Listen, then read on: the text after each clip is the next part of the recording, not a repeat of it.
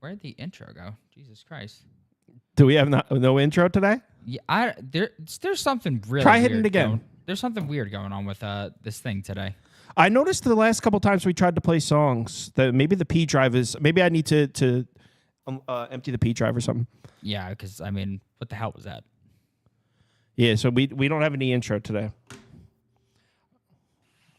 How's everyone doing? Everyone, I hope you're all having a nice Tuesday. Hope you all had a nice Monday night. I actually didn't place any bets last night. If I were to place bets, I would have lost the Spurs because I was going to bet that one. But Lindy's Giannis triple-double hit, and I was going to take that.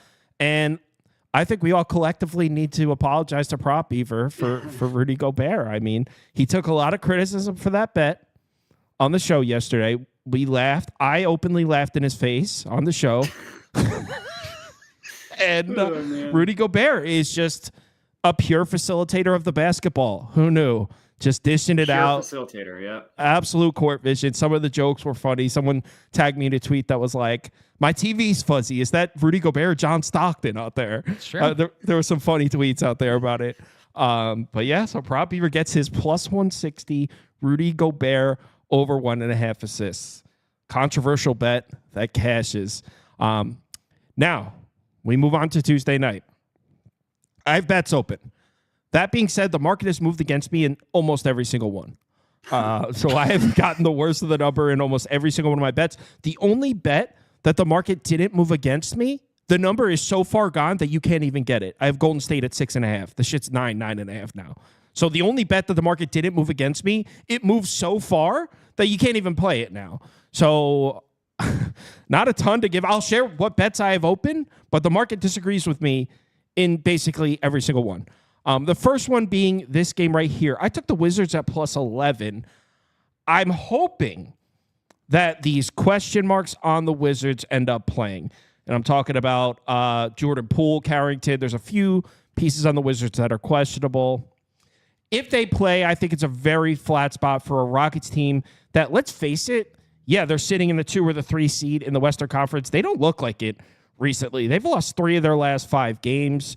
And this particular game, a weird road game against a bad Eastern Conference team, sandwiched in between the Lakers game, and then right after this, they go on the road to Memphis. On the road to Memphis, that's the 2 seed versus 3 seed. They got a huge game in Memphis right after this. So you got the sweat against the Lakers, where they ended up eking it out against the Lakers. They won by 4, I think. Then you got this shit road game against the Wizards. What the fuck is it? And then they go to Memphis for one of the biggest games of the year. So it's a total sandwich spot for the Rockets. The Wizards have actually been pretty profitable at home. I believe. What are they, Chris? 4-1 against the spread in their last 5 at home. I think they've been something like that. I can look it up. I got it right here too. Pretty sure the Wizards at home have been covering, but I will tell you for sure in a second.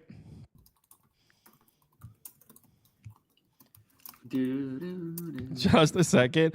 So they lost their last one against, but before that, win, loss, win. So 5-2 against the spread in their last 7 at home for the Wizards. So it's not like betting the Wizards at home has been this death sentence. They're 5-2 against the spread in their last 7 at home. They're rested. So like I said, I got the worst of the number. I got this at 11. You can get 13 now. So maybe that's indicative of these guys not going for the Wizards. But I think you do, even if you hate the bet, because there's going to be a lot of people that hate betting on the Wizards. I get it. I'm not thrilled with it either. But if you look at the Rockets' production over the last handful of games, you can't sit there and tell me that they look like a 2 seed right now. They don't look very good. I think missing Jabari Smith matters for this team. And I think the Rockets are being priced as a team that they're not right now, and they're in a sandwich spot. I actually sprinkled the Wizards' money line as well, if we're being honest. I know. It's crazy. The market hates it because I got plus 11. That's how sharp I am. I got 2.5 points at negative CLV. You can't teach shit like that. It's here. It's intuition. What do you guys got of this? Chris, are you with me? No, I'm definitely not placing my hard-earned money on the Wizards, Cal. But I will say, I mean, there's potential. This line is not going to close where it is right now, regardless, because there's going to be it's so many injuries, like on both sides. You got Tari Easton. Listen, Go ahead. hold on, but look, but even on the opposite side, Kyle, because I was going through it, Jalen Green still listed as questionable too. So without him, that's a big piece for them. You mentioned Jabari Smith Jr., who broke his hand the other day. He's going to be out for a while. For that reason, I like Amin Thompson. They just played against my Lakers. They smoked us. Amin Thompson had 38 or 39 points plus rebounds. Like, just killed us. 16 boards, like 20 points, was out running a fast break. He's just like a man amongst men. I don't think it's a lot of men over there on the Washington Wizards team outside of like Valanciunas down low. So I like his points plus rebounds in this spot. You can build out the double-double and get it like minus 125. His rebounds by itself is listed at like 10.5. I think that's a good look, but I can't play the game either way, Kyle. I do like under. I'll say this about the under real quick. The Wizards are, I think, 7-3 to the under in revenge spots this season. So for some reason, they play a little bit better defensively. They also struggle to score the basketball. Houston should be able to dominate the boards here. They should be able to I don't know if they're going to be able to score as much, but 7-2 to the under if it's in season double-digit revenge. So I like that a little bit. I think if Jalen Green doesn't play, this game definitely goes under. Wizards also first leg of a back-to-back. They're 4-0 to the under on the first leg of back-to-backs this season. And I don't trust Houston's offense. So I'm kind of right there with you, Kyle. This game could be played a little bit slower without Jalen Green there. I know that they just scored like 70 in the first half against the Lakers, but I don't trust them to score consistently. So I lean a little bit more towards the under, but I didn't get involved because there's too many question marks. I do love Amin Thompson over his points plus rebounds or double-double. To give you an idea, so the Rockets on the season, 14th in offensive rating, second in defensive rating. The Wizards, 30th and 28th. So we're talking about a top 10 team against a bottom 3 team. In the last 5 games, the Rockets are 17th and 18th. The Wizards, 20th and 23rd. So recent production, these two teams had a little bit closer than that. Now, that's kind of a lazy-ass handicap, but just to show you that the Rockets aren't playing all that great right now, and the Wizards aren't playing all that bad, especially in their home games. That's all I'm saying. No, that's valuable. That's still valuable, Kyle. That's what I'm saying. Modi? Yeah, I didn't bet this one. If you're looking to bet props, you're paying a Wizards tax on this one. I mean, everybody's prop is priced way higher than it should be. Obviously, Jabari Smith is out a little bit, or out has something to do with that as well. I did look at Thompson. He's got a great matchup if you just look at like play types and stuff. But the numbers are just too juiced. Like someone's going to go off against the Wizards, but I didn't want to call my shot on who it was, so I didn't bet it. Next, I feel like I haven't hosted a show with Modi in a month. It has been a while. Forever. You getting remarried or renewed your vows or anything? Probably. It's been a long time. He does it every week. I just don't work anymore, according to Kyle, so that's what it was. Yeah, he's not working. We also had a falling out. He egged my house. So we got Suns, Hornets, and guess what? Another bet that I got negative CLV on. Thanks for tuning in to another episode of Kyle has no finger on the pulse of the market. I got the Hornets at 4. You can get 4.5 now. This one isn't as dramatic. It's a half point. The other one, the Wizards one's a pretty bad look. It's 2 whole points. But I got the Hornets at 4, and I also sprinkled the Hornets money line. Suns aren't playing that well. I actually forget my reasoning for that one. I didn't write it down, but last night I liked it. LaMelo Ball is playing, right? That hasn't been updated. Correct. Brandon Miller is in. Suns can't cover back-to-back games. I'm pretty sure you looked at that. You're on it too? Like 1-9. No. But I'm pretty sure something like 1-9. This is the reason why I didn't bet on Charlotte. Why I didn't bet on Phoenix. But continue your spiel. I just wanted to throw that in because while you were trying to find your notes, I was looking. One thing I'll add is I don't believe either Ball brother has lost since Tweaker has dropped. So just want to add that. Is that a thing? That is a true Balls fact. are undefeated. Well, you know, I'm a swerve in that corner. Whoa. All right. So the Suns have just been a fade. In the last month, the Suns have won 3 basketball games. They've covered 3 times in the last month. So betting on the Suns has been a suicide mission as it is. And now we're getting them on the road against a Hornets team that's very rarely healthy and is pretty healthy. I think Trey Mann. No Trey Mann. Other than that, we're getting a full-strength Hornets team here. So, yeah, I took the Hornets as home dogs. Obviously, if you're betting Charlotte, you're looking for more. You're looking to be north of 6.5, get over that key number of 6. But I like it. I think the Hornets are going to win this one. But I got a 4. It's at 4.5 now. So the market seemed to have bought in on Phoenix a little bit at the 4. Chris, you're not with me. I'm not. But I'm not against you either, Cal. Same thing with the last game. I just look at this spot. I think Phoenix needs to like start getting like stacking up some wins. I was kind of worried about the injury report. This line went all the way down to like 3. And I was like, man, is somebody going to sit here for Phoenix? Like, why is the line so short? I know they're on the second leg of a back-to-back, but they haven't been successful. Third game in 4 nights as well. They're only 1-5 straight up, 2-4 against the spread on the second leg of a back-to-back. Charlotte will be desperate in this spot. They've lost 10 in a row, 18 of their last 19, 7-27 straight up, 23-11 to the under. I thought you was going to say under, Cal. 7 straight unders. Even with LaMelo and Brandon Miller being in, they've only played in unders. And they're still 0-5 straight up, but 4-1 against the spread when they are playing an opponent that's unrested. So short number, I couldn't quite get there. I'm still trying to figure out what's happening with the injury report. Cal, do you think with the shakeup that Budenholzer did yesterday, putting Ryan Dunn in with Plumlee and sending Nurkic and Bradley Beal to the bench, do you buy into any of that? Do you don't think the Suns can win this game by 2 possessions? I mean, can they? Sure. I don't think the Suns team is very good.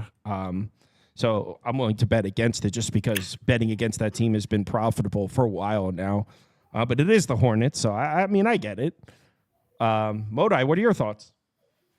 Yeah, LaMelo Ball 30+ points. I got it at plus 175 was the best offer price. Oh, I don't have Modi's graphics. Okay. Well, I also didn't send them, so I wasn't sure what was going on. So that's probably my fault. But you can currently get plus, if you go to 30+, you can get that at plus 145. I would still take it there. It's a great matchup against the Suns. I bet Maxey last night against the Suns because it's a pick and roll ball handler against the Suns, has success. They've given up the 6th most points per game to pick and roll ball handlers. And LaMelo, I mean, he's super feast or famine. Like his over-under is 26.5. Only once this year has he landed between 27, 28, or 29 points. So to me, it doesn't make any sense to bet his main line. It makes sense to pump it up, which is obviously what I do all the time anyways. He's hit 30+ points in 14 of 23 games this year. Granted, a lot of those games, Miles Bridges didn't play. But even if you just look at games against bottom 10 teams guarding pick and roll ball handlers, specifically with Miles Bridges, he's hit that in 4 of 7 games. So like it's a little bit, he had tougher matchups also when Bridges was in. And yeah, it's just a matchup play. I mean, the LaMelo Ball returned for 1 game last game against the Cavs. Tough matchup, put up 24 points, played 33 minutes. So I'm not scared off of a minutes restriction or anything like that. Put up 11 3-point attempts, 20 field goals. He's probably going to play a little bit more. He's probably going to shoot 18 3-pointers because that's what he does. We just need 30+ points. All right, let's move on to the next basketball game. It's Lakers-Dallas. There's no Luka Doncic. There's no Kyrie Irving. Obviously, no Exum still. No Daniel Gafford. We're looking at a shell of a Mavericks team. Still the same pieces out for the Lakers. Christian Wood, Vanderbilt, Cam Reddish listed as doubtful. Is this line up to 7 now, right? I think I saw a 7 before. No, 6.5 still. It wouldn't did go up to 7, though. You're right. I didn't really know what to do with the Mavericks missing all those pieces. My thought last night when I was looking at it was probably an under because you're still going to have Derek Lively Jr. out there. The Mavericks, solid defensive team. So I was going to go under. I don't have a bet. You could just put an under up for me, but I really don't know if I'm being honest. Yeah, I am on the Lake Show today, Cal. I will be. This is a Lakers program today. I took them last night -5, though. 7 is a lot. They don't win by a lot of points on the road. So I wanted to get to this early. I think it did open like 3.5, 4. You mentioned Kyrie being out, and then last night Daniel Gafford goes down. He didn't return. Dallas has played, I think it's 6 games now without Luka and Kyrie. They're 0-6 against the spread in all of them.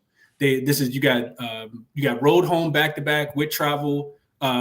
You also got, I think, 3rd game in 4 nights here it's not 3rd game in 4 nights, I don't think, but they've lost every single game without him. This is the TNT game, so a lot of people probably going to be betting the Lakers, which is also why I wanted to get in early. Looking at Dallas' last 5 games, Kyle, that's been about the sample size without Kyrie and Luka. Getting outscored by about 10 points per 100 possessions. Offensively, they've struggled, which the Lakers' defense, don't look now, but the Lakers actually playing a little bit of defense over the course of over the last handful of games. I think Dorian Finney-Smith is starting to settle in with the Lakers as well. Austin Reeves. So I think it's just a bad spot for Dallas here, and Lakers should be able to get the job done. I also hate betting the Lakers after they've won because they typically come out and just no sense of urgency, but they are coming off a loss against Houston. So I do like that spot for them in this game. I bet, like I said, I bet it at 5. Someone threw Dallas, Peasy in the comments threw out Dallas team total under 106.5. I like that. That's not a bad I think that one, would be they only average in 107 without 106.5, I think, without Kyrie and Luka. And now you subtract Gafford. The Lakers also not playing super fast as far as pace goes. Last 5 games, they're 24th in pace. So I could see this being a pace down. This was at 223, Cal. So there was that team total probably like I don't know. It's 106 now, so it probably was like 108. So we lost a little bit of value there as well. Yeah, and I mean, you mentioned the Lakers pace. Dallas on the season is 9th in pace. Last 10 games, they're 20th. So Dallas has even slowed it down a little bit. So, yeah, Dallas team total under might not be a bad look. What about you, Modai? Yeah, I didn't have an official bet on this one. A couple leans that I liked. Anthony Davis assists is a pretty good look. I just didn't like the odds. I mean, it's minus 110 at FanDuel. I wanted to get plus money for that. I don't quite think it's worth it at minus 110. But it's a good matchup against the Mavericks, who allow a decent amount of assists to centers. I mean, it's hard to know what things are going to look like with so many injuries, but 3 of 4 centers with a similar profile to AD hit their assist prop. 4 of the last 6 centers have hit their assist prop against the Lakers. And AD's been pretty good. Like, he's hit it in 12 of his last 18 games, 6 of his last 10. And then the other one that I liked but didn't bet was Jaden Hardy. I'd probably go the points plus assists for him.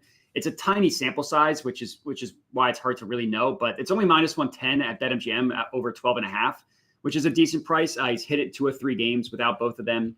Decent matchup against the Lakers, who allow a lot of assists to point guards and allow the 9th most points via transition, which is where Hardy scores the majority of his points. Obviously, his role is going to be different, so he's probably not going to be he's going to be doing a lot more than just running in transition. So it's just hard to really know. That's why I didn't end up betting both of them, but I think they're both decent looks if you really wanted to bet this game. Anthony Davis assists and Hardy points and assists. All right, let's move on to the next game, which is what's next? Minnesota?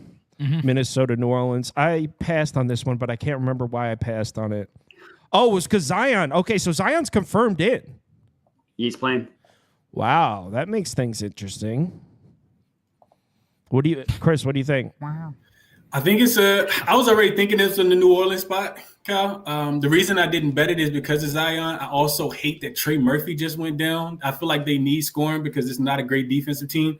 He went down in that game against the Wizards on Sunday. Didn't practice yesterday. He's already been ruled out. We have no idea what we're getting from Zion out there. Like is he good for one half? Like, do we take New Orleans in the first half because they have been super profitable in the first half? I think there's something like 65, 70% in the first half specifically. I just want to fade the Timberwolves, though. I think it's a bad spot for them. I didn't bet it. This was at 5.5. I agree with the line coming down, but I didn't quite bet it. Timberwolves have really bad numbers on the road. Their last road game was against Detroit on Saturday. And they had just lost to Boston and lost to OKC. They go to Detroit, laying 7. You got to get right against Detroit, right? No, you lose the game by double digits against Detroit. I'm not willing to put my money on them. And then as far as travel spot, second leg of a back-to-back, they were down double digits last night. I think like 15 to 17 points against the Clippers. They had to battle all the way back. They lost 3 straight games and only covered one of their last 4 before last night. And then I was looking into it as a road favorite, just 6-7 against the spread, 1-3 straight up and against the spread, playing unrested this season. And if they're a road favorite with no rest, they're 0-2 against the number. I remember earlier they went to San Antonio and got smoked in this spot. I think it was a big one last night against the Clippers. Also, travel spot here, Cal. This is something that I started tracking. The Timberwolves have played 9 straight games in 9 different arenas. So they were at home last night. Before that, they were in Detroit. Before that, they were at home against Boston. Before that, they were in OKC. So it's just been like a lot of back and forth for them. 3rd game in 4 nights. 4th game in 6 nights. I think it's a 5th game in 8 nights for them here. I agree with the line coming down. I just have no idea what to do with Zion being back and Trey Murphy potentially not being there. You also got, I think DeJounte Murray still listed as questionable as well. So if they get everybody in, I really wanted the 5.5, but I think that they could potentially keep it close early. Then Zion, is fatigued in the second half. Maybe a look towards the Pelicans in the first half. Yeah, I think Trey Murphy is confirmed out, by the way. It's DeJounte Murray who's still listed as questionable. Yeah, I mean, I guess you could put up Pelicans for me, but it's tough with Minnesota because, we know them to be a good defensive team. In the last 10 games, they're 27th in defensive rating. So a good defensive team is playing shitty defense, but they're also first in strength of schedule in that span. So it's tough to take some of their number. I mean, they've played the toughest schedule in the NBA in the last 10 games. I'm a little concerned that we're not seeing the elite rim protection there. That's why they gave up so much for Gobert, was to get that elite interior defensive presence there. And they had it last year. They're very middle of the pack interior defense right now. So I don't really know what the identity is for the Timberwolves. Maybe they're playing a bad team in New Orleans, or a team we perceive to be bad. Well, Kyle, real quick, we do have in our ear, we do have the Gobert Whisperer, and I'm just curious of some consultation here. Beaver, is there a correlation between Rudy Gobert running right to the rim with nobody within 5 feet of him and everybody looking him off and not passing him the ball, and his effort that he puts on the defensive end? I just know one thing about Rudy Gobert. Man's fucking trash. And if you need him to cash an assist prop against the Clippers, he can do that. But when it comes to every other thing you need him to do, I just wouldn't depend on him to do so. I know actually that Zion Williamson has tricked him out multiple times in the past. So I would not depend on him and Rudy Gobert to protect the rim in such a matchup. Yeah, also, you're asking Prop Beaver about Rudy Gobert's defensive prowess. He's more of a Rudy Gobert assist guy. Yeah, I really specialize in terms of his passing ability. Against the Clippers. Against the Clippers. Against the Clips. No, I think his angle was, Moda, I think his angle was apparently at home. He goes over. I think Dude loves passing the ball at home. You do. Oh, man. All right, Moda, what's up? Loves it. Yeah, I do have one that I actually bet. It's Nas Reed, 15-plus points. You can get that at +120 is the best offer price on Fliff. It was +115 at FanDuel, but it's down to +110. I would still take it there. I mean, we don't really know if what we saw last night with Randall basically getting benched in the second half with Nas Reed. We don't know if that's going to stay or not. That's a real thing, Moda. If that is a real thing, then that just helps us bet even more. But even if, let's pretend he's playing like his normal workload, it's just a good matchup for him. Like, yeah, the hit rate's only 15 to 35 games, so that's not amazing. But the matchup is good. Pelicans allow the 6th most points per game to spot up shooters. That accounts the majority of Nas Reed's points. And he's played 14 games this year against teams that are bottom 10 guarding spot up shooters. He scored 15 points in 9 of those 14 games. So the hit rate looks a lot better when you just like look at the good matchups. After that, after spot up is via transition. That accounts for the second most of his points in terms of play type. Pelicans, 3rd worst defense in transition. I mean, we don't really know what their defense is going to look like because so many guys are in and out of the lineup, so their stats are hard to trust. But one thing that has been consistent from last year is if there's someone that they don't really respect their jump shot, they'll just leave them wide open.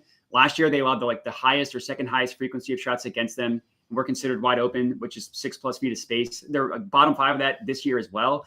And Nas Reed, because of how much attention some of the other guys get, like Anthony Edwards and DiVincenzo, he shoots the second most wide open shots on the team. The only one ahead of him is DiVincenzo, but it's just a different style. He's running off of screens, try to get open that way. Nas Reed is just left open. So his 3-point prop is a super juiced over 1.5. So I didn't really think there's any value there. So that's why I pivoted to the points. I got to say, I am definitely surprised just reading in the comments and what you see on Twitter. And Mr. Wesker said it. The hate for Zion is weird. Yeah. Someone goes, how is this dude still in the league? When he's healthy, he's a layup for an all-star. He's one of the best stretch fours in the NBA when he's healthy. It's like not even a discussion. He's one of the most dominant players in the league when he's healthy. Now, you can criticize his availability, his I think that's where the hate comes in. I think there's a real hate for the lack of desire. The one guy said, "How is he still in the league?" Like, drink so much Mountain Dew. I think people just really get frustrated because he's a really excellent talent, and it's just like, dude, I mean, take this shit seriously, man. Like, you could really be one of the best. And do we really know that he's not taking it seriously? I mean, we see shit on Twitter, but that shit gets exaggerated for clicks. Who knows? I don't know. Next, yo. No. Prop Beaver's with us. I do. I have one bet today, but one of you guys go first because I got to get the typing going and stuff. It's Hawks, Jazz, and I looked at that Jazz plus 6.5 for a while. Chris, is it just me, or are the Hawks starting to turn back into a pumpkin? Well, I thought that they were. I don't want them without Jalen Johnson here. Like, I do not want them without Jalen Johnson. Here's the problem, though. You got a Jazz team on the second, on not second leg of back-to-back, but third game of 4 nights, traveling all the way across the country, and they play 8 of their last 10 games on the road. That is not the spot you want to come back into. So when I was looking into this spot, This was one of the things we talked about yesterday, Kyle. I asked you about this trend, and it cashed yesterday. It was the Bucks in Toronto. I said, Kyle, teams coming off 2 losses back-to-back as double-digit favorites, and then they're laying at least 5.5 points in the next game. They typically bounce back. The books are setting this line for a reason. So I looked into that same trend today. This time it's just 3 teams, right? Because you got Atlanta, who's looked terrible on this road trip. But you can go look at this real quick, Kyle, because you got the numbers. Strength of schedule-wise, they just lost to Denver, to the Lakers, and to the Clippers. Those are 3 really good teams. Now you get a major step down in class. You got the Utah Jazz coming off back-to-back wins as 9-point underdogs. And this is a very funky line without Jalen Johnson. So when I looked into the trend, teams that have lost 3 straight games, then their road favorite, they've lost 3 straight games, all by double digits. They're 33-18-1 against the spread. That's about 65%. 64.7 says that they win and cover here. I don't want to do it without Jalen Johnson, but I kind of feel like we'll see the B version of the Utah Jazz. And the Jazz also probably like, Will Hardy probably like, whoa. We can't win with so many games. Like, we really need Cooper Flag. So I could see them kind of really, willing back here. If Atlanta wins on the road, I also looked into this guy. We talked about the Pacers yesterday with that number ballooning, and they did end up covering the 4-1. If Atlanta wins on the road, they typically do cover. So I don't like them as a favorite, don't like them on the road, but when they win on the road, it's typically as a favorite. I'm just not one to get there with the Jazz because Lauri Markkanen could potentially be ruled out. John Collins is already out. No Keontae George. Like, it's difficult for me there. So I lean a little bit towards Atlanta, but I didn't play the game. Did we freeze? Oh, no, we're good. I'm just trying to get the combined picks for the friggin' 4 people up. Oh, okay. So I would definitely lean the other way. And like, I understand everything Chris just said. I completely get it. It's not a good spot for the Jazz, but there was a stretch there where the Hawks were not just winning and covering, they were playing a different brand of basketball. They were rebounding at an elite level. They were protecting the rim. They were scoring on the interior. They're still doing that, so we'll give them that. But they're not rebounding well anymore. I mean, that seems to be gone.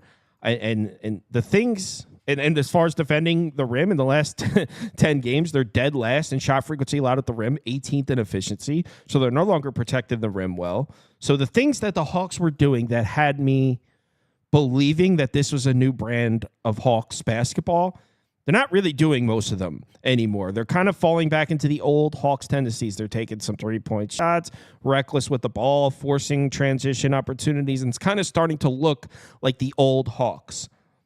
I know it's a shitty spot for the Jazz, but what do we know about the old Hawks? You don't lay points with them. It doesn't matter who they play. They could play the Wizards. You just don't lay points with them. Remember last year?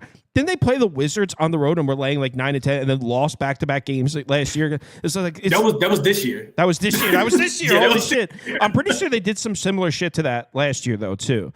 But like, if this is the old Hawks, you almost don't give a shit what's going on with the Jazz because the old Hawks, it was like, bottom line, you don't lay points with them. So I would lean this way. I didn't bet it, though, because Chris is right. The Jazz.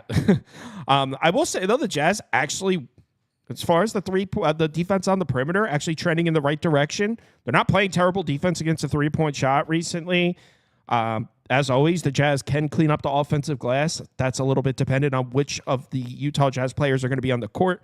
There's no John Collins. Markkanen might not play. So I kind of want to take the Jazz here, but I can't officially do it. I think that was a great handicap, Kyle, for both opposite sides, and neither one of us would have bet. No. I like it. What about? Oh, Matt is named Chris right now. Oh, okay. Oh, yeah. It's all right. It's all right. That's me. Yeah, I have another one that I did bet in this one. DeAndre Hunter, 20-plus points. Really pivoting here without Jalen Johnson in the lineup. There's a couple ways you could go. Like, I liked Reese Shea as well, but I ended up liking Hunter the most.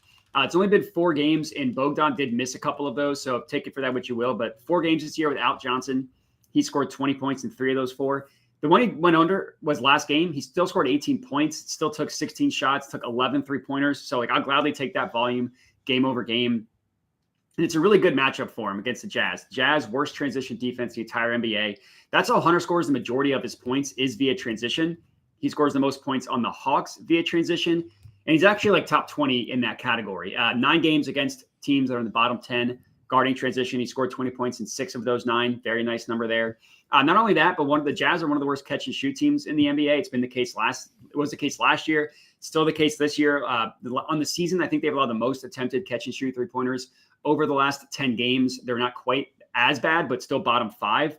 And Hunter has the most catch and shoot averages, I should say, the most catch and shoot points on the team. Another situation where you could go 3-pointers over 2.5 for plus money is not a bad look. I mean, he's done that in 4 of 4 games without Jalen Johnson. But I felt a little bit safer with the points, so that's where I went. But honestly, threes or points, you couldn't go wrong. All right, it's time. Prop Beaver continue his. We got another Prop Beaver assist bet. Are you the assist lord now? I really do like assist props. I don't know what he's it is. hot, Cal. Just be quiet and listen to him. I was 1-1 yesterday. I was 1-1 yesterday. Let's relax here. The other Frenchman I bet on. Hold on. Holy shit, your guy one couldn't hit was a shot to save his life. But it was Wemby, freaking loser. Your guy one is was a freaking It was a loser. plus 160 though. That is So true. he's still profitable. That is true. Probably even stop discrediting yourself. I'm here to I'm credit sorry. you, right? Yeah, Stop I it. was profitable by 0.10 yesterday because Wemby had put 1.5 on. But hey, we still Sounds like you made profited. money to me. That is right. You're right. We profited. All right. We only one bet today thus far because I didn't have much time thus far. But I do like Trae Young quite a bit, over 12.5 assists. I know somebody asked about what the impact is of Jalen Johnson not being on the court. Well, I think it's quite impactful. I mean, we're only seeing him scratch the surface of his true potential as a distributor without Jalen Johnson. In those 4 contests, he may only be 2-2 to the over, averaging 13. But in those games, he's averaging 26.5 potential assists per game with 27 plus potential assists per game in 3 of those 4 contests. That is a massive jump from the 20.3 potential assists per game he's averaging with Johnson on the court. Do you want to know why that's big here? With just 22 potential assists, Young is over his last 21 of 25 road contests, averaging not 13, but 14 assists per game. And with 26 plus, he's over his last 9 of 10, averaging 15 assists per game. Now he's going to face a Jazz defense that has looked a bit better defensively over the last 5 games, but you look at the last 10, still 24th in defensive rating, 9th in pace. They've allowed the 2nd most assists per game to point guards over the last 30 days. And during this span specifically, they're really getting killed at the rim. 3rd most rim field goals made. And that's where 50% of Young's assists go to. And the fact that this Jazz defense is miserable in transition, 30th in points per game allowed in transition. And I think that Young's excellence, racking up the dimes in those opportunities, is really going to shine here. I love the value, even at this high number. I saw most sports books have us at minus 120, but if you have Hard Rock, minus 105 is the best price. So would get that there. I think we're going to see a lot of those Capella lobs today. All right, let's move on to the next game. Okay. Bye-bye, people. I endorsed that play by Prop Beaver too. Just Thank FYI. you. Love Wow, Trae Young. you got an endorsement there. Thank you. Appreciate it. The last time Ski said I endorsed that play, Cade Cunningham, I believe, had 4 assists and 5 fouls. Oh, I remember that. So, It's not your fault. famous last As words. long as you took the over 3.5, you still cashed It's it. not your fault. Yeah, that's true. It's Cade's fault. Yeah, you can't help him. He's in foul trouble. Not your fault. So, now let's talk about the only bet where I have value on. That being said, the number's gone. So what's the point of even me telling you about it? I have Golden State at minus 6.5. Grabbed it in overtime last night. Then the game went into double overtime, and the line just kept climbing. Kind of wanted the Heat to win. If I'm being honest, I wanted the Heat to ended up winning that game against the Kings. DeRozan, that jumper was a cold one. I didn't even like the shot, by the way. It looked like his move failed, and he kind of just like threw it up from 20 feet. Buried it. It was awesome. Didn't even like the shot selection. But the Heat ended up losing, which means obviously they're not going to want to drop two in a row. If the Heat ended up winning that double overtime game, we probably could have gotten lucky in terms of a Tyler Hero sitting or playing limited minutes. I'm on Golden State. You could put it up. He just got downgraded, Cal, like literally less than 2 minutes ago to questionable. He might probably not gonna play. I mean, he played like 100 minutes last night. They all did. That's what in the Discord we all jumped on this. It wasn't just that the game was in overtime. The Bam was at 41 minutes. Highsmith was at 44 minutes. These guys were playing serious minutes, and the game wasn't even over yet. They were going to another overtime. So we were all like, how the hell are these guys going to play? So we all jumped on it in the Discord. We got 6.5. I'm not going to tell you to take it at 9.5, but I mean, if they're going to rest a couple pieces, who knows? The Heat are a team that I'm a little scared to lay a big number to, but yeah, I'm on Golden State at 6.5. I'm not even going to talk about it anymore because that number's long gone. Go ahead. I'll go last. I don't have anything in this one, so sorry. Yeah, Cal, you definitely got the better of the number. Cal, so I feel like Lindy would say this. He would say that if games go to overtime, the line makers did not account for that. So go ahead and take it while you can. If it go to double overtime, they definitely did not account for that. Outside of everything that you mentioned, Kyle, this is also not just the second leg of a back-to-back, especially with the last game, the second game being on the road on the West Coast, but it's also third game in 4 nights, fourth game in 6 nights, fifth game in 7 nights, seventh game in 11 nights. This is a spot you typically don't see. I was just looking into the Cray. Teams playing their fifth game in 7 nights coming off an overtime game are 61, 71, and 3. And this line probably gets even worse, like you mentioned. It's not that Golden State's been playing great basketball. They're coming off a 30-point loss. So maybe they'll be even more motivated in this spot. I kind of looked at it. I wanted the Heat team total under, but I'll stay off of it. But I think you're on the right side. I mean, you're definitely on the right side at -6.5. So I didn't bet it, but yeah. Beautiful at -6.5. It's just weird talking about it now for people that are watching, looking to place bet. Like, it's useless, But I think Golden State should win comfortably. Next, Boston, Denver. Hey, another bet where the market moved against me again. 3 of my bets, the market moved in the dead opposite direction. So this is another bet that I have that I have negative closing line value. Hey, it happens. It's not something you love to see, but it's also not something where you don't want to get too discouraged. It happens. Even the sharpest of people, that'll happen to. But I got the under at 235.5. You can now get 237. I even saw 237.5, but I'm pretty sure those got bought up pretty. No, you can get 237.5 still. So it moved 2 points against me.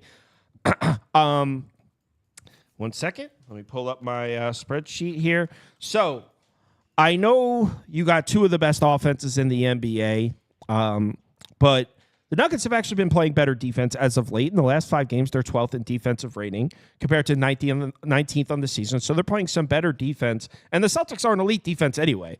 So it's not just 2 elite offenses. These are 2 good defensive basketball teams as well.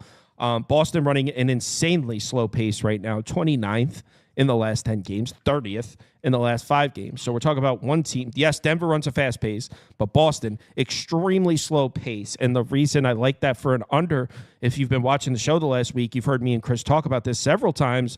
The Nuggets play a fast pace, but they're down to play a slow pace basketball game when they play a team that runs a slow pace. Look at the 2 Spurs games, for example. Also, look at the 2 Suns games about a week and a half ago or 2 weeks ago. The Suns, as a whole, want to push the tempo and get out in transition, but they will play a slow-paced basketball game if their opponent is a slow-paced team, which the Celtics are. So I think the Celtics' slow pace could dictate the entire pace of the game because it seems like Denver is more than willing to play that type of basketball game. So now we're looking at a total of, I got 235.5, but now we're looking at a total of 237, which what very well may be a slow-paced basketball game, so you like that. You look at the Nuggets defense. What does Denver do defensively? Put a ton of pressure on the perimeter, force your opponent off the 3-point line, make them take 2-point field goal attempts.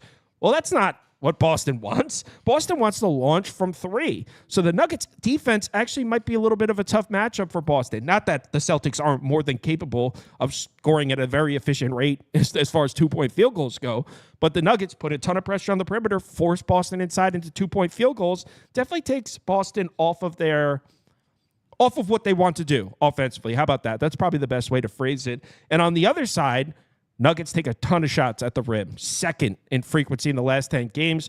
Want to know who the best rim protection's been in the last 10 games? Boston Celtics. They're 1st at the rim, 3rd in the paint. So the Nuggets, a team that want to score on the interior. Good luck scoring on the interior against a healthy Boston team. So I think we might see a slow-paced basketball game. I think both defenses could play well. I know that we're taking an under 237 with 2 of the best offenses in the NBA. I get it, but I do think this one stays under. I like that speech, Kyle. I endorse compelling, the right? You too, Kyle. You're on the under? Very, very, very compelling. No, I didn't play it, but I'll add it. I do like under. Under 237.5, I get a little bit better number. It's about the pace, like you mentioned. Boston not even trying to really play fast right now. I just like Boston off a loss. I think that they always lock in, and they had that game in the bag until they scored 27 points the other day in the second half against OKC. On the season, they've lost 9 games. Coming off a loss, they've lost 9 games. They're 6-3 to the under in that spot. I think a perfect, well, not perfect, but 2-1 to the under. Game still going under this total of 237 points. And you mentioned the pace. So I do like under. The play I made here, Cal, is Boston in the first half. Them coming off a loss, they've been very, very motivated in that spot. And they kind of, just kind of laid an egg in the first half. For whatever reason, Denver's needed to get punched in the mouth first in those in games throughout the full season as well. So I think you get a fired up Boston team off that double-digit lead that they had in the first half where they came off a loss against the OKC on Sunday. Denver is 2-8 against the spread in their last 10 home first halves. Like I said, they typically wake up in the third quarter. They went down big to San Antonio in both games of the back-to-back, even with revenge in the first one, and then fired back late in that. I think this correlates with Boston coming off a loss. They're +7 in the first half. And then you just look at the full numbers. Denver is 8-26 in the first half. That's they're worse than the Wizards. They're worse than every team in the NBA. That's the worst first half ATS record. So I like it. I like Boston being able to get out to a comfortable lead here. I think that they will be able to score the ball, get downhill, and put up a few points. I expect Denver to come out a little sluggish, especially coming off a win. And to your point, Cal, about Boston protecting the rim really, really well, San Antonio did too, but I'm still on Jokic points, 29.5. Jokic is Defensive Player of the Year. And I think last time I checked, he was like -250. Jokic still had like 40 in both games. So looking at the full season, he's only over. You meant Wemby's the defensive player. Wemby, I'm sorry. Yeah, we're like, Jokic's he's not, bro. Definitely not Jokic. I'm sorry. So looking at Jokic on the full season, he's only over in 52% of his games, but 4 of his last 5 have gone over. We know that he just played against Wemby in a couple of those. His last 2 matchups against Boston, 34 and 32. Boston, like you said, 14th in rim frequency, 4th in rim accuracy last 5 games, 9th in opponent rim frequency, and 1st in opponent rim accuracy. None of that really matters. It's just Jokic. Like, you just take his points to go over, especially if the opponent is a good opponent. And I think that they keep the game close. I think Jokic scores 30-plus points in this game. Porzingis, barbecue chicken. And one other thing I forgot to add for an under is neither of these teams turn the ball over at all. In the last 10 games, we're talking about 2nd in turnover rate and 3rd in turnover rate. Neither of these defenses force turnovers. And you might think that's inducive of that means more points because it's obviously better for the offense, but actually it can mean longer possessions and less fast breaks if the teams aren't turning the ball over. So I actually think that helps in under the fact that we shouldn't see many turnovers in this game. We should see full 20-second possessions, which should help the under. Full 20-second possessions and good defense, no transition. That's what you want to see. Modai? Yeah, I have 2 plays in this one. They're both rebound props. Number one, and I've seen a lot of this in the comments.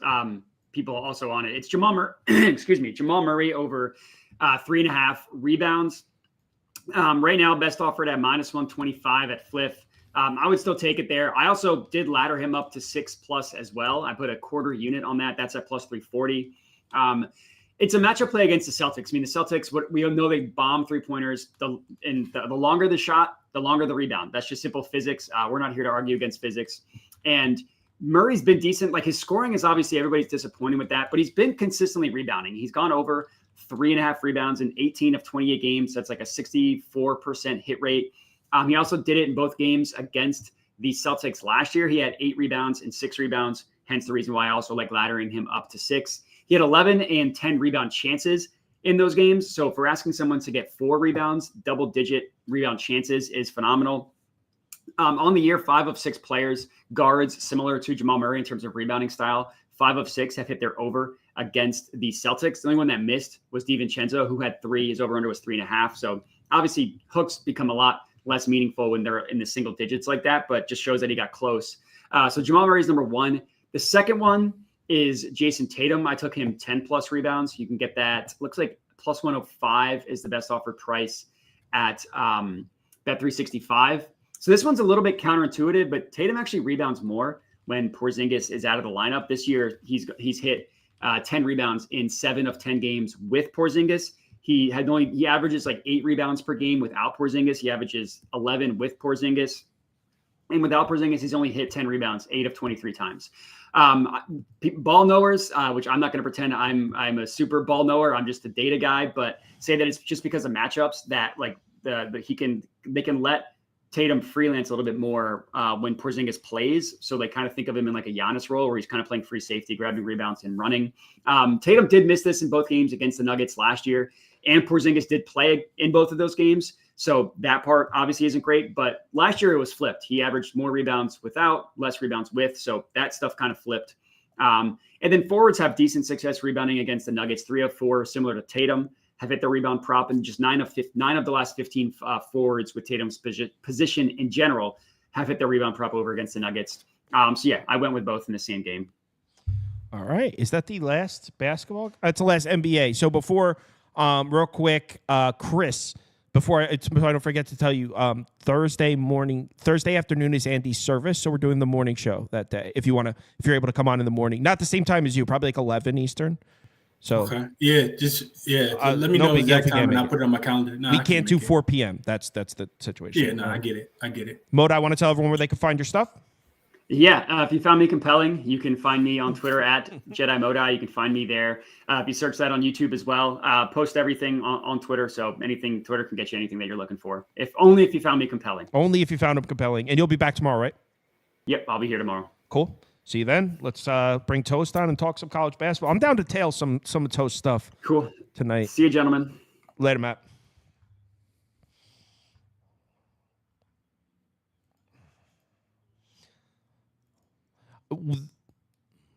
This time of year is when I get into college basketball, the conference play. December college basketball, some people like it. I can't get into it.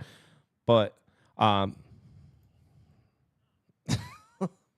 yeah, December college basketball is the worst. I realized that no one can hear them. They can only – there's Toast.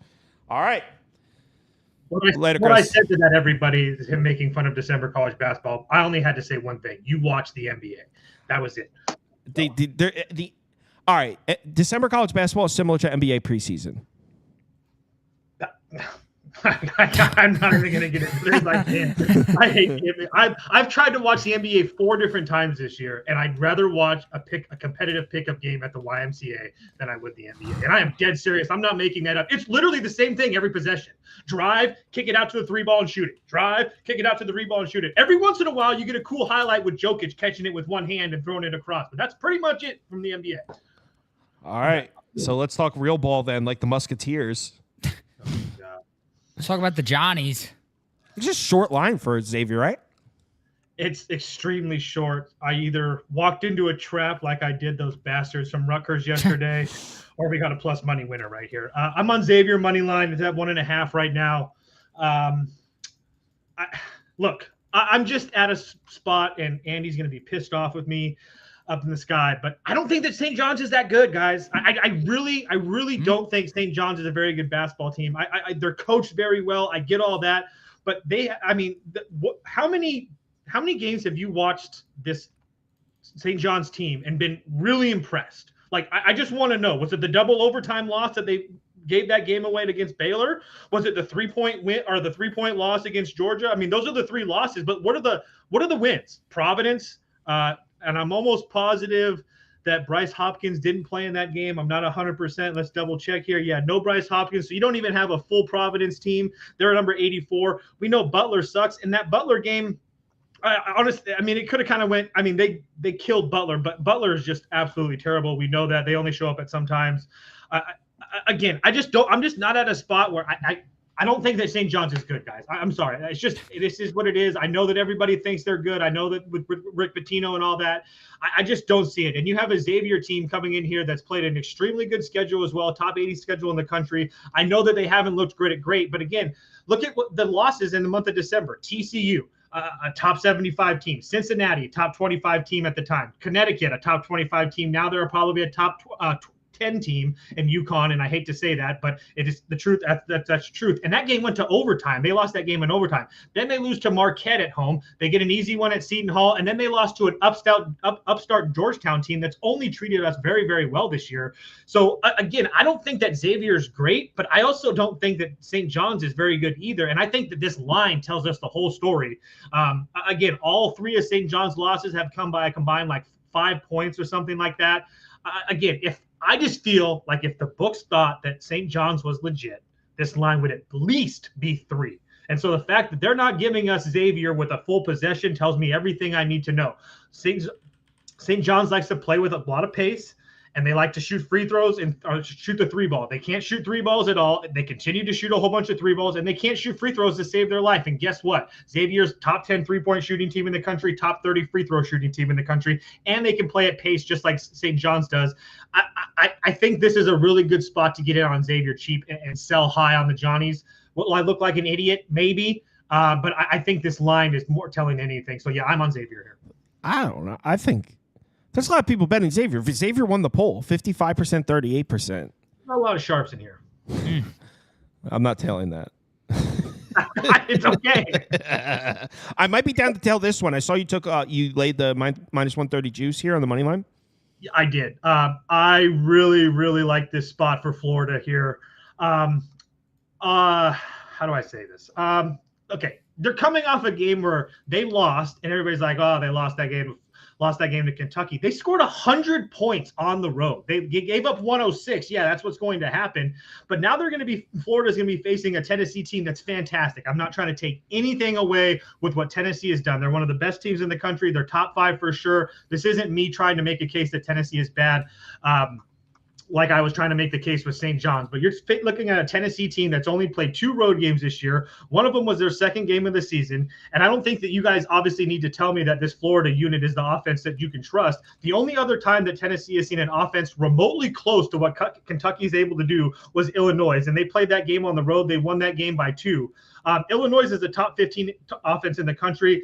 They look even better after their West Coast road trip, but Florida is probably, if not one of the best I think they're probably the best offense in the country. At worst, they're top 3 offenses in the country. So you're going to have a really big step up in class for this Tennessee team on the road.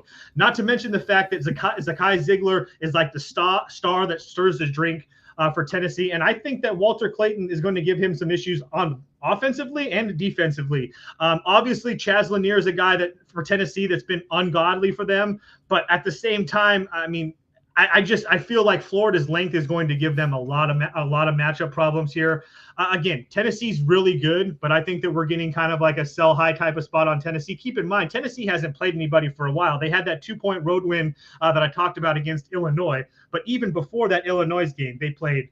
The only other team that they played with a pulse was Baylor. They won that game pretty convincingly. But other than that, really quickly, they're playing teams like Tennessee Martin and Miami, Florida, who's absolutely terrible, Western Carolina, Middle Tennessee, Norfolk State, an Arkansas team with a new coach in Calipari that doesn't really know what they're doing right now. So, again, they look really, really good. I'm not trying to – I think Tennessee's a top 10, top 5 team in the country. There's no question about that.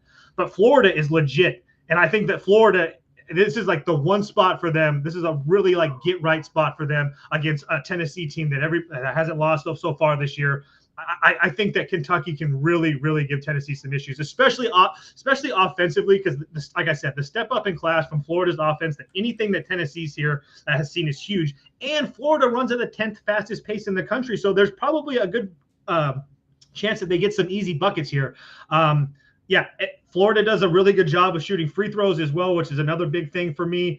As long as they get a little bit handsy as far as they foul, they tend to foul a lot, but I don't really know. I honestly feel like Florida could have won that game against Kentucky. I think they missed like 13 free throws or something like that. I mean, again, you can take a look at that either way. They're rather a bad free throw shooting team where they could have won that glass. But I just think that, not to mention the offensive glass, the defensive glass, I think Florida is going to own the glass here tonight. They probably should have won at Kentucky. I think they knock off Tennessee here tonight at home. Yeah, the problem is I just went to go tail you because I saw you got minus 132 money line that you got posted on the site. It's fucking minus 160 now. Jesus. So, yeah, I'm not telling this That one. makes me even more confident in Florida just because. Yeah, but I wish I – when did you post that last night? Yeah. Yeah, I'm not fucking laying minus 160. No. I mean, you can play it. Yeah, I wouldn't lay Maybe I'll just lay the 3. All right, let's go to the next game prop here. Michigan, UCLA. Don't you like this UCLA team you were talking about? I love this UCLA team, probably more than I should. So I'm on UCLA minus 2.5 here.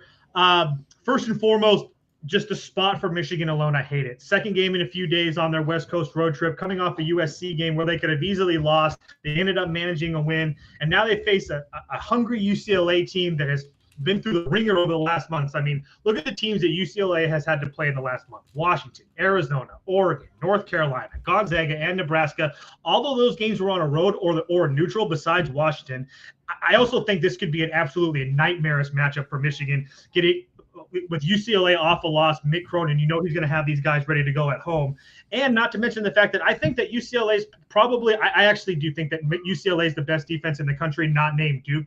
Only because Duke's hype is just, you just can't really obviously you can't teach that, but you just can't make up for that.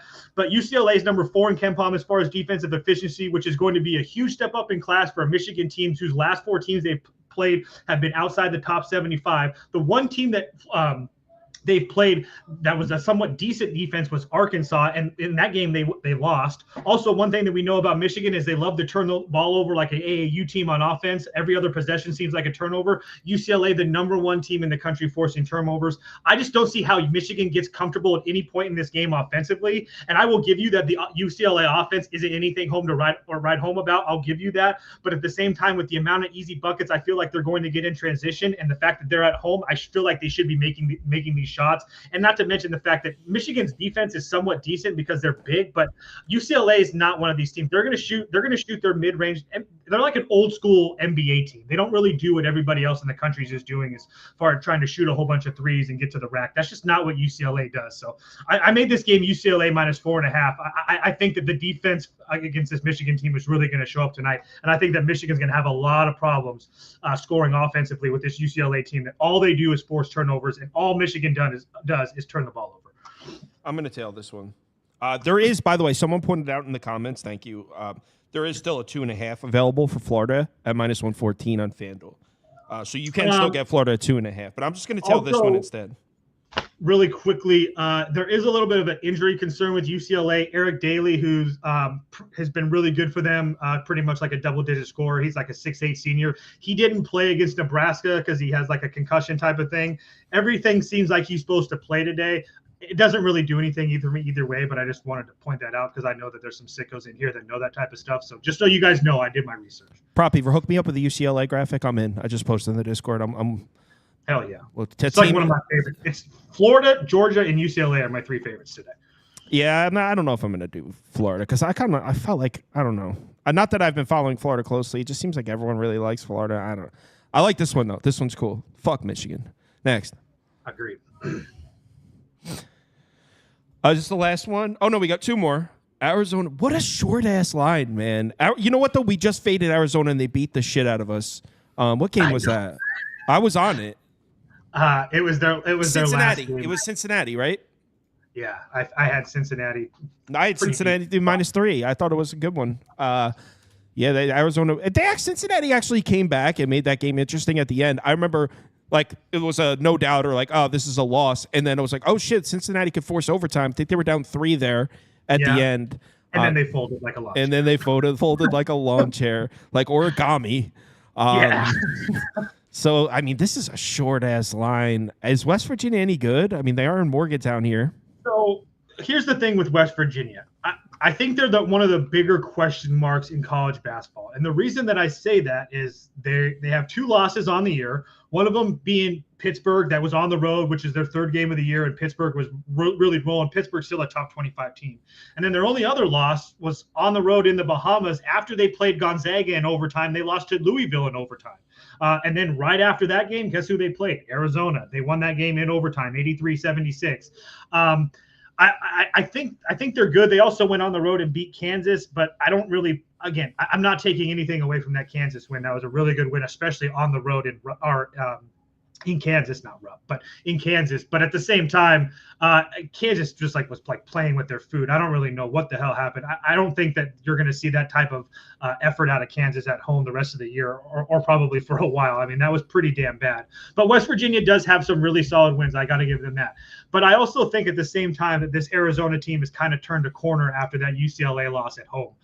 Yes, have they played weaker competition? Absolutely. Samford, Central Michigan, TCU, Cincinnati, West Virginia. Virginia is probably better than all those teams. I don't know about Cincinnati, though. The metrics really love Cincinnati. I've watched Cincinnati's last like 3 games. I don't think they're that good. I think that they played decent to start the year, but I don't think they're that good. But Arizona is another one of those teams that has played a crazy good schedule, which is usually something that is a positive thing for West Virginia. But Arizona is a top 20 schedule in the country. I mean, Arizona's played teams like Wisconsin, Duke, Oklahoma, West Virginia, UCLA, TCU, Cincinnati, all those teams in the top 50, excluding, I think TCU would be. I just think that they've turned the corner after that UCLA game. I was really impressive going on the road against Cincinnati. Regardless what you think of them, that was a really solid win. And Arizona, including going on the road, I don't really worry about that with this Arizona team. And why is because they've done it multiple times. They went on the road to Wisconsin. They went on the road to Cincinnati. They played neutral site games against Oklahoma, West Virginia, and Davidson. Again, they played Duke at home. They got crushed in that game, but they've been tested. And I think that we see Arizona bounce back. And they're also really big for me is that there's a huge rebounding edge for Arizona. I think that Arizona is starting to turn the corner. And I played Arizona -2. I wouldn't go much farther than that. I made Arizona -5, but I think they finally started to figure out how to get Caleb Love in check. And if they can do that and not waste possessions with Caleb Love, I think they're going to be okay. Caleb Love didn't have a great game his last game against Cincinnati, but the 3 previous games before that, he was scoring 20 plus. Again, I don't expect a guy like Caleb Love to have a bad performance here. The last time he had a bad performance against UCLA, he came out the next 2 nights against Samford and Central Michigan. Again, not as good as West Virginia, but he scored 27 in each of those. 23 and 24 in each of those. I think Arizona's the better team here. They played a better schedule, even though it's on the road in a kind of a shitty spot. I think they win this game. Comments are kind of split. I mean, Helms is on West Virginia. Most people are kind of taking Arizona. Someone said at 3.5, it changes a little bit. I want to be under that. What was it at? I got it at 2. Oh, shit. Yeah. Someone asked, Kyle, who you like in OKC Cleveland tomorrow? I think you got to go Oklahoma City there. I know it's crazy to fade Cleveland, and I know everyone wants to hear my take on it because I kind of been shitting on the Cavs. Not sarcastically, but I've definitely played into it a little bit. I don't think they're an elite basketball team as good as their record shows, but I think Oklahoma City, one of the best road teams in the NBA, and they're definitely more battle-tested. If you look at some of their road wins, Oklahoma City's gone into some really tough places and won basketball games. Meanwhile, you look at Cleveland at home, they've got 2 good wins. They beat Boston, and then they beat the Hawks when they were playing well. In my opinion, you're looking at Oklahoma City on the road where they're elite, Cleveland at home where they're elite. I think the Oklahoma City on the road a little more battle-tested. That's in my opinion. So I think I will go Oklahoma City. That's obviously tomorrow night we're talking about. That's why we didn't do that one. But that line's been – you don't get an NBA line open 3 days in advance like that. That's like huge game. Everyone's been talking about it. That line's been open since like Saturday night. It's been open so early. Because it's like a huge game. It's like the 2 best. It's the number 1 seed against. It's a huge game. Everyone's talking about Oklahoma City, Cleveland. It's the 1 seed versus 1 seed on the East versus West. Potential NBA championship preview. So that line's been open for like 2 days. People have been talking about it. OKC Cleveland as an NBA championship preview. Okay. Hey, we saw Denver, Miami, man. That's true. That's very true. Also, just one other thing about the West Virginia thing. They got big winter storms going on in West Virginia, and the students aren't fully back on campus yet, so you're not going to get a full Morgantown experience tonight. Let's go to the next game. I'm not tailing that one either. Okay. Auburn. This is a Texas spot, Toast. I already bet Texas. Let's go. Let's fucking go. I hate it. Why? This is great. Because Terry sucks. Auburn plays savage at home. Everyone falls in love with them. Then you go on the road, you fade them, and win. I do love Auburn at the Jungle. Yeah, but we're not in the jungle now. We're in Texas. I know. We're in Texas, but we're also having a Rodney Terry coach team, so just pump the brakes. But no, I did play Texas in all seriousness. I do think Rodney Terry's a joke, but I do really like the spot for Texas here. It's more or less just a pure play on the number for me. Like I said, I don't love this Texas team, but I don't feel like Auburn should be laying 11 points on the road when they've only played 1 road game this year.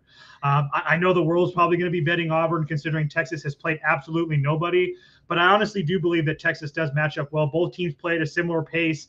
Neither team has a big height advantage. Obviously, you don't need me to tell you how good Auburn is, but I just feel like you're pretty much, this is the weakest week of the season for Texas, or the biggest week of the season for Texas right now, playing this Auburn team, and then they play Tennessee next. I think you're going to get a full focused effort from this Texas team. I think the Moody Center is going to be going crazy. You don't have to worry about winter storms in Texas. I think that we're going to get a full focused effort from this Texas team here tonight. They might lose by 20 or they might win this game, but I don't see. Yes, Auburn is a much better basketball team, but as far as looking at the numbers wise, there's nothing crazy that Auburn does that much better than Texas to be making them an 11-point favorite on the road when they haven't had to play on the road at all this year. I mean, literally at all. The only game that was against Duke. They lost that game. Obviously, I'm not trying to compare Duke and Texas. I'm just trying to give you guys context that Auburn hasn't had to play on the road, and this is going to be a very hard test in Texas today. I truly believe that. I just bet it. Texas plus 10.5. I'm in. We've got multiple questions in about the Syracuse game. Do you have any thoughts on that? Yeah, Syracuse -1. If it's anything bigger than that, I wouldn't play Syracuse any higher than that. But I do think that there's something to Syracuse losing what they lost their last 3. 1 to Georgetown, 1 to Maryland, Wake. And they just played somebody else good. I can't think of it off the top of my head, but I do trust them a little bit more at home. I also think that Georgia Tech's a little bit higher because they've played some shitty teams recently over the last week and a half and won games. But the times that they've stepped up in competition, Duke, who did Georgia Tech play earlier? I think Northwestern or something. It's Northwestern or Oklahoma, maybe both. But they look like shit in both of those games. So I just don't trust Georgia Tech on the road. And then the only other one that I saw repeatedly mentioned was Kentucky, Georgia. Oh, you guys already know what it is. It's Georgia. It's Georgia. I'll just run through my write-up really quick. I'll just read it. Classic buy low, sell high situation right here. Kentucky coming off the best game they could possibly ever play, scoring 106 points at home against Florida. The other side of that, they also gave up 100 points, which isn't really ideal. I also think you're going to see some of the best defense you're going to see from Georgia, considering the last game they played fantastic for like 85% of that games. A couple weird plays go Ole Miss's way, and they lose that game by double digits. I had Mississippi by 4. I didn't think I was going to be covering at all.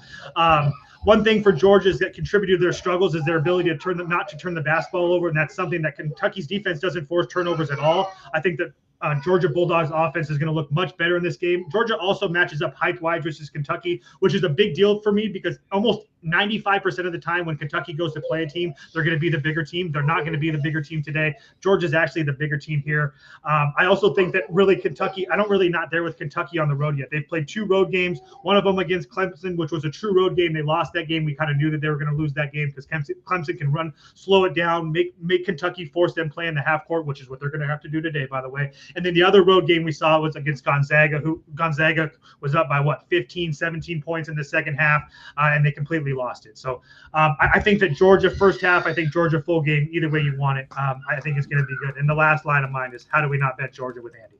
So it was pretty simple for me. I would have bet Georgia regardless. I'm just saying that I think tonight is a very, very good spot for Georgia. How do you not bet Mets World Series ticket? Because I'm a Padres fan. in the statement from his family, it was like he got to see the Packers win. He got to see Georgia win a national championship. He got to see, what was the other one? The Celtics win, but he never got to see the Mets win, which is his favorite team of all sport. So the Mets are winning it this year. It's set in stone. Yeah, I sure hope so. I love the Mets because of the moments I've had with the Mets, with you guys, and then with Andy in the office. I mean, when Lindor hit that home run, I mean, all 3 of us. That shit was Was crazy. that not like one of the best moments of all time? Yeah. We were going That was nuts. amazing. Like, those are the moments you'll like never forget. So I'll always have a soft spot in the Mets for my heart. Yeah. All right. Also, they're looking for Tanner Scott. That could be huge for you guys. That would be nice. Let's hit the community parlay real quick. We don't, folks. That is a stunner. Yeah, I will fix that song right after this. We I don't know have what's going a on with the community song. parlay song. I'm gonna hook that up right afterwards. But no community parlay song is insane. Yeah.